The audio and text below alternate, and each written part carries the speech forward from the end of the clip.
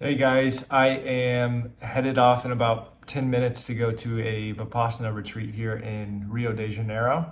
I have wanted to do a Vipassana for quite some time. Actually, about 3 years ago, I applied for one in Colombia, and they wanted to make me wear a mask the whole time. And I just said I'm not going to go. And honestly, I wasn't ready. So, what's really interesting is this retreat, I had no plans to attend. It's kind of been in my subconscious mind for a while. I've just been wanting to go, and I keep meeting people who have done it. And the other night, I kind of had a realization that I've been living pretty comfortably, and it's time to shake some things up. So, yeah, 10 days of silent meditation up in the mountains in Brazil. I'm going to essentially the way it works, it's called Vipassana. It essentially got passed down from the Buddha to a bunch of different teachers. And it's a system to essentially meet yourself, but also to experience a lot of different emotions. It requires like sitting and meditating for like 10 hours a day for 10 days. And that's just the intro to it. So I'm pretty excited for this. I'm also very scared. It may not seem like it in this video, but it's definitely anxiety provoking.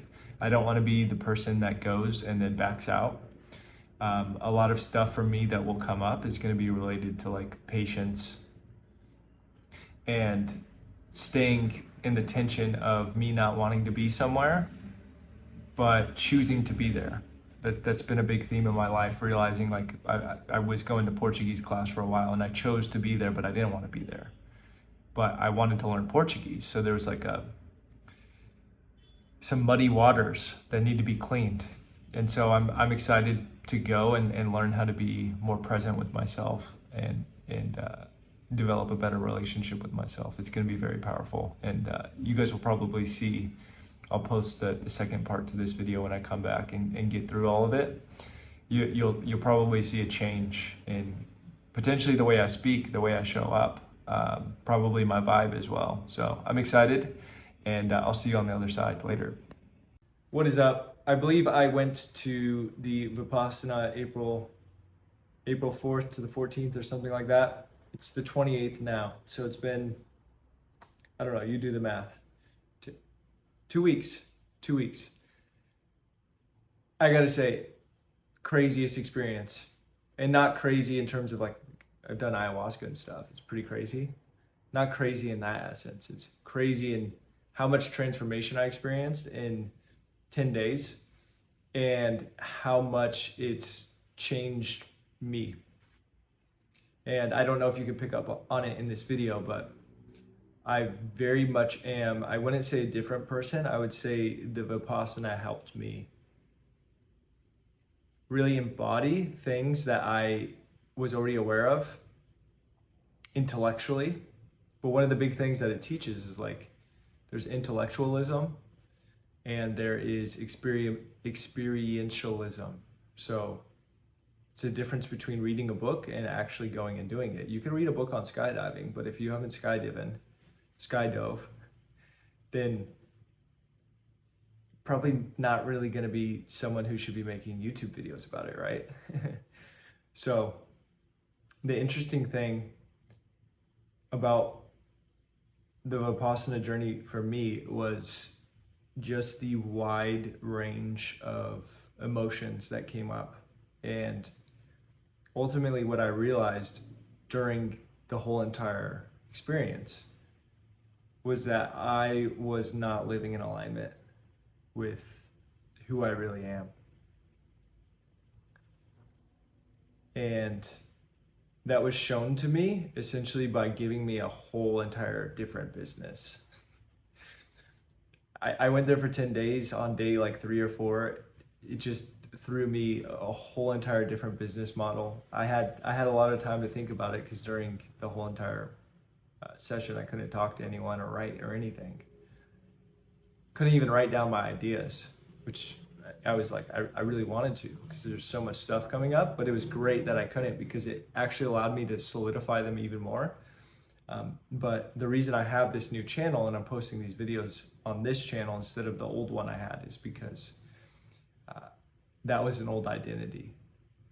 That older version of me no longer exists. I'm here now. And the reason this channel is called Presently Impermanent is because of what I learned during those 10 days of this existence, this life that we have. It really is impermanent. We will not ever experience any moment we've ever experienced ever again. It will not be the same. There is no future, there is no past, there's only right now. And to come to terms with that is very daunting for some people. On day 3, I had an emotional breakdown regarding realizing the impermanence of life. But the thing is, it set me free because now I can live so much more presently. I still have to remind myself this concept. It will be a lifelong lesson and I will need to practice. But being able to understand that we are all going to die, that everything we've ever loved, everything we will love, everything we love now will cease to exist. It sucks. It sucks because the ego and the mind want to hold on to all the things that we think are good. Of course, the mind, if anything's bad happening to us, the mind's like, oh yeah, please just get rid of that. I don't ever want to see that again. But all the good stuff, we want to hold on to it. And it's really interesting with life because no one really knows where we're going. Come on, no one really knows. We all say we do. We all read the books. Some of us go to the classes, the religious classes. No one knows. No one knows. So it's best to just play the game and not be attached to anything. That's what I learned. And man, I've got a lot of videos to share with you. There will be a lot of content coming from me for a very long time until I'm no longer here. But man, it feels good to be present. The funniest thing about this video right now is I went to the botanical gardens. If you've watched any of my past videos, there's 2 videos before this, not directly before this, a couple videos back of me in this beautiful garden. And I actually shot the video regarding this Vipassana trip. Shot 2 of them. They were amazing. 22-minute video. Another one, 15 minutes. And then check the recording. Silence. The mic stopped working. And I just laughed. My old version of myself would have been so pissed off. Like, oh my God, I put in all this work for nothing. The funny thing is, those videos weren't meant to be published. Because now I'm making an even sicker video that will probably resonate more. And if it doesn't matter because it's practice and it's fun. So, man, yeah, I got a lot to tell you guys. I don't know what you want to hear, but the Vipassana for me showed me so much about the human condition. And it was interesting because I don't want to compare myself to anyone, but there were a lot of people there that had never meditated. It was so cool to see people who had never put in any kind of work in that manner spiritually, because meditation is a lot of spiritual work. It's just hard. And I don't mean the word hard to deter anyone from meditating. It's just, it can be difficult because you're facing yourself. But that is where the gold lies, is being able to face yourself. There are tons of people there who never meditated. I met them and I'm like, oh, how much do you usually meditate? I'm like, I've never meditated. Like, you're screwed. I'm thinking that in my head. I didn't tell them that. Like, there's no way this guy's gonna last. And they made it through. There was like 70 of us and 65 made it through. 10 days, 100 hours of meditating, 10 hours a day. It's crazy. The amount of stuff that goes through the mind on a daily basis, we have no clue. We have no clue. The whole entire essence of the Vipassana meditation and like why the Buddha meditated so much is essentially just to discover how much the mind is running the show and absolutely creating misery for everyone. You'll see people who are happier, they're not in their mind as much, they're present. There's a reason why I've moved to South America. The people are way more present. And there's pros and cons to like societies based off of just presence, because if you're just super present all the time, a lot of times things in the future that should be getting done don't get done. But it's definitely a lot more enjoyable not having to think about all the things you got to do all the time so that you can get somewhere when you're in a place right now that you should be enjoying. So for me, I realize how much of a future-oriented thinker I used to be. I will not identify with that anymore. I didn't realize how much of the past was still there, playing a bunch of faulty programs that I don't need anymore. And yeah, I essentially watch my mind. They call it the monkey mind for a reason. Just grab branch after branch after branch, trying to just do what it does. Do what it does when it's unchecked. The reason people live miserable lives is because their mind is running the show and they have no idea. And I think this is ultimately what was it Plato's allegory? I believe it was Plato's allegory of the cave.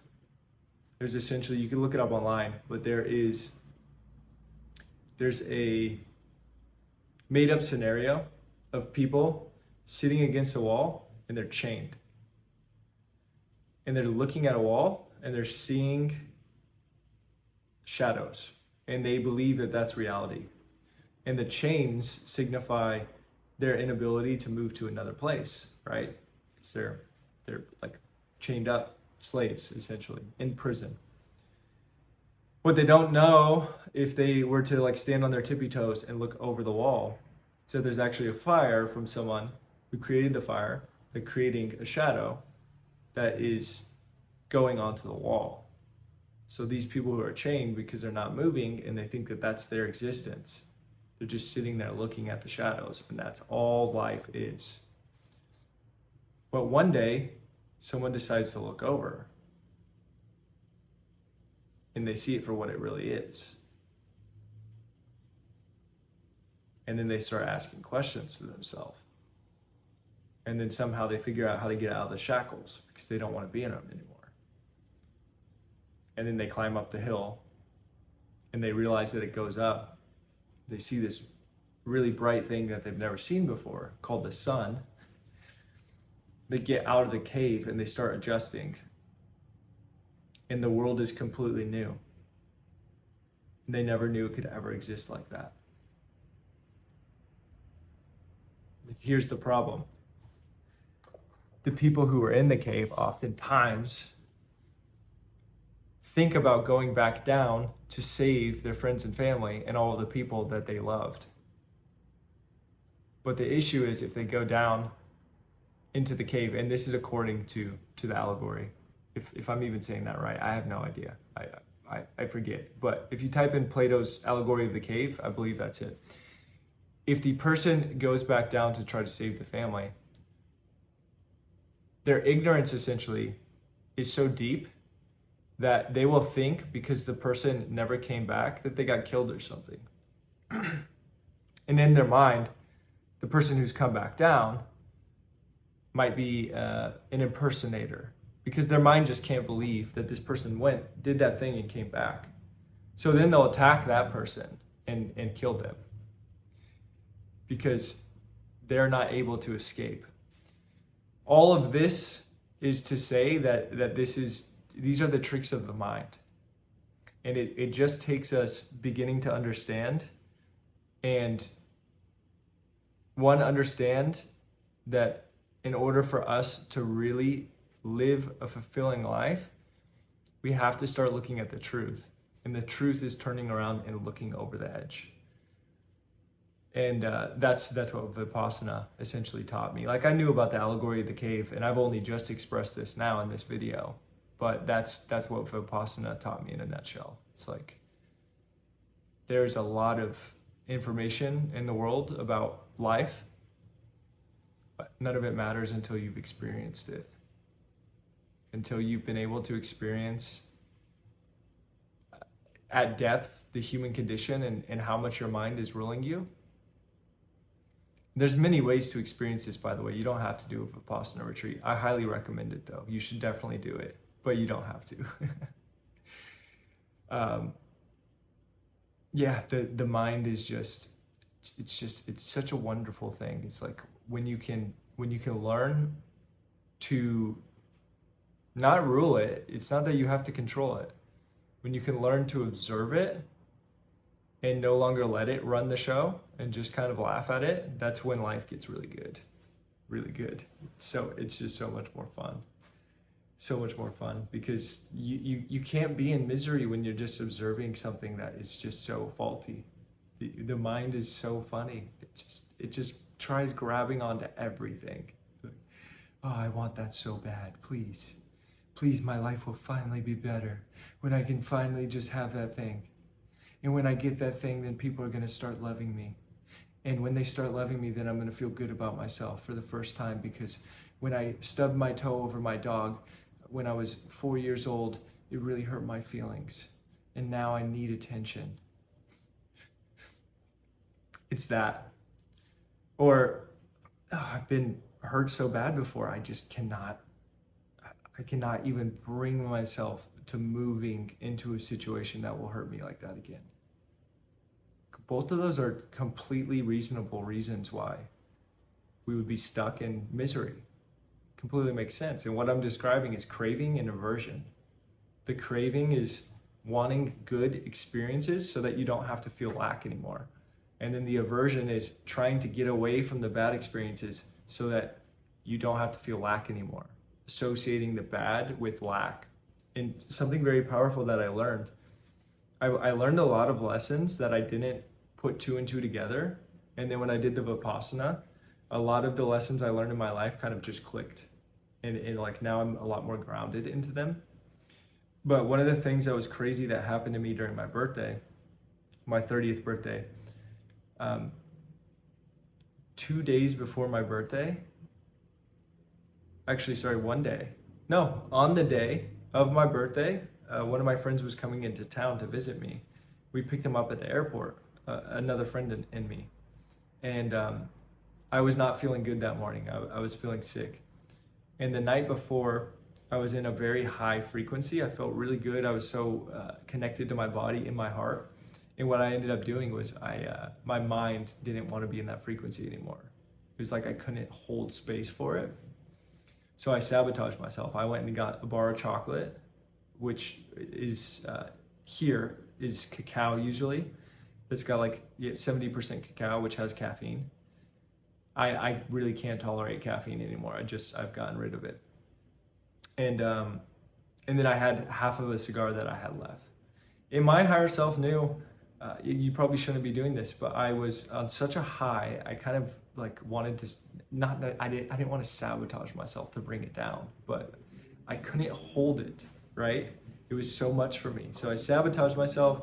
I smoked half the cigar. I had the caffeine, and I just started feeling horrible. And then I could feel sickness coming on. The next morning I was sick, picked up the friend at the airport, go to breakfast, feel terrible. And this friend is a very powerful body worker. So when we got back to the house, he did some body work on me. But for 2 days, I was extremely sick. Here is where I'm tying this into what I was talking about before. Normally, when I was really, really, really sick, before my nursing days and stuff, I would just pop a pill, right? Who doesn't pop a pill every now and again when they're in a lot of pain? It makes sense, right? But the issue is when you pop a pill, you are actually avoiding what you might need to go through in order to get an important lesson.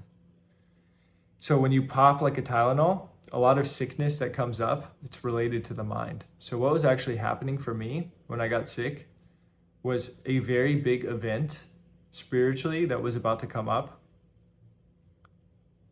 was about to happen, and I was anxious. My body knew, but I couldn't hold the space in my body. So I kind of sabotaged myself. I ended up getting sick, but the sickness, which was really funny, was there to prepare me for what I was about to see. And so for 2 days, I laid in bed, just, my buddy was saying, like, it was like I had 2 feet in the grave, essentially. I was extremely sick, felt terrible, puking, tons of diarrhea, and I didn't have food poisoning. There was nothing. It was all emotional. And I realized during that time, if I'm gonna feel like crap and go through this, I'm gonna just try and focus on enjoying it a little bit more. It's like, oh, well, you sound like a sadist, Logan. Well, you're trying to enjoy pain. Yes, here's the thing. When you can sit into the pain and just accept it and stop trying to avoid it, just say this is what it is, it actually decreases. I learned this in Vipassana, but I learned it first when I was sick. It was the only thing I could do. I knew deep down, if I took a painkiller, I wasn't gonna process the emotion quick enough. And I wasn't gonna get the lesson. So I sat through the sickness for 2 days. And then finally, on that night, my friends and I were gonna go on a boat the next day. And I needed to get some sleep. So I just took an aspirin. And I got some good sleep that night. But it's the aversion of pain that we actually need to sit in the pain. There's a reason that we feel disconnected. There's a reason we feel lost. There's a reason we get sick. And it's usually to teach us something. And if we're trying to avoid that, we're not going to get the lesson. And if we're trying to hold on to all the good feelings,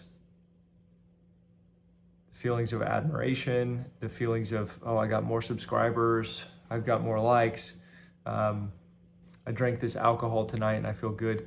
Trying to hold on to those feelings, they're fleeting. And that's what Vipassana teaches. You can't hold on to these things. They're not yours. All these emotions, there's no good and bad. It's an illusion. You can call them positive and negative if you want, but there's no good and bad. They're there. They're there. They're only there to provide an experience. It's a game. Like, this life is a video game. And the emotions are the roller coaster of the video game. If you just turn the video game on, like, let's say, let's see, Super Smash Bros, for example, great video game. If you play that game and you get really, really, really good at it, it gets boring, right? It gets so boring because any computer you play, it's just too easy. So there's all these different modes in Super Smash Bros, which is, I'm talking Nintendo 64 version. Any version after that, not that good. Come on. If you guys like the Wii version of that, I can't even talk to you. But Nintendo 64 Super Smash Bros, you can put on all different types of settings and you can change up everything, and it's just crazy. It's like an infinite way to be able to play the game. That gives enough challenge. And if it's too challenging for you, you can change it so that you can start getting better. But that's what life is as well. We have emotions for a reason. They allow us to emote. They put us in different motion, right? Emotion. So when we can start to observe these emotions, we can start to play the game of life better. And what I learned from Goenka, which was the teacher who essentially brought back the lessons of Vipassana to India from Burma, because Burma had essentially kept the sacred practices. Goenka brought it back to Burma, and essentially he describes Vipassana as the art of dying. Many people get to the end of their life. I saw this as a nurse. They get to the end of their life and they can't transition. They can't transition well. It is really sad. Yeah, it's really sad. Especially, like, imagine someone you love being ventilated, being put on a bunch of medications where they can't even feel anything anymore. And then they have to transition to another life, an afterlife, if you believe in that. How can that even happen? Like, how can you properly transition into something when all the conscious processes are taken away? It's the same example as being sick and popping Tylenol. Like, how can you properly understand what the disease is trying to teach you, or the sickness in that moment, if you just take the pain away? Same thing with death. Like, a lot of people just get numbed out and they don't actually experience the death. When death happens, there's so much that people have to go through, so much grief and shame and all of this crap that they never addressed in their life. And they have to try and be able to die with a smile. That's how you can get to better places. If you can die with a smile, it means that you actually lived your life.